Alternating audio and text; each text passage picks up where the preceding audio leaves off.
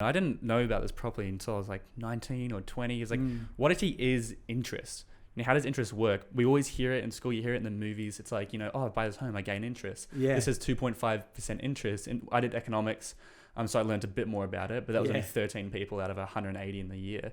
And we talk about, you know, interest rates, you know, once they were 20%, you know, right now they're this. You know, what actually is interest? How does it affect us when we're buying a car or a home or, you know, credit cards? Is it good? Is it bad? You know, what actually is it? So interest, I guess you could look at it two ways. One is if you're borrowing the money. So what's the cost to borrow the money? So you're talking about interest rates. My parents borrowed money at 17% as an interest rate, you know, back in the 90s, for example. Now interest rates are kind of 3%. So you can start to see that's a huge difference on where interest rates are. So that's if you're borrowing money. And when you're borrowing money, you want it lower or higher? You want it as low as possible. So 17% is it's huge. Astronomical. It'd be like the difference would be a personal loan versus a home loan, right? So a personal loan, the interest rates are typically over 10 to 12%. It goes well above that sometimes. You look at a home loan, it's 3%. Now that's got to do with the fact that we've got real good security, which is a home, whereas a personal loan, there's no security. Anything, like it's on a holiday, it's on a car. There's multiple ways to spend it, right? So that's why the interest rate can vary so much, and it's so confusing, which some people get overwhelmed by it or confused by it, right? The other one is when you're saving money. So if you've got an interest rate on your savings account, you're really not getting much. I mean, savings interest rates are 1%, maybe 2% at the moment. So then that's why people look to invest that money, because the interest rate on the return isn't that high.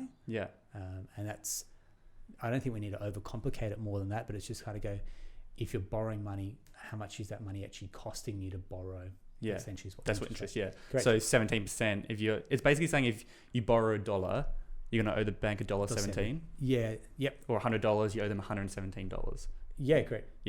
So that, you know, how much is it costing you to actually borrow that money? But when you are putting money in the bank, if it was at 17%, the bank's going to give you that $17. Correct. You'll now earn that money. So there's positive and negative interest. Correct. And so we want to be putting it in and earning it at a high interest rate. Which is hard to find because we're at the moment we're in a low rate environment, trying to find ways to get such a good return, which is why people have, again, very broad sense, which is why something like crypto was so attractive, because it was really a great way to make instant money.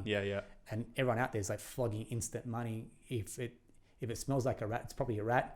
And then people have made money. You can't deny that.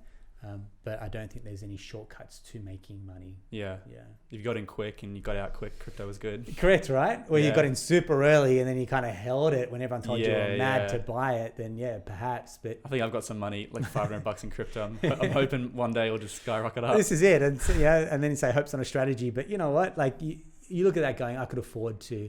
That's my money. It's part of your splurge. Call it, right? It's not much. You go, look, I can afford to lose it but if it increases it, it's a benefit. It's a bonus. Right? I don't think of it as even my money, to be honest. I think of it, you know, it's gone, and if I get it back, it's exciting.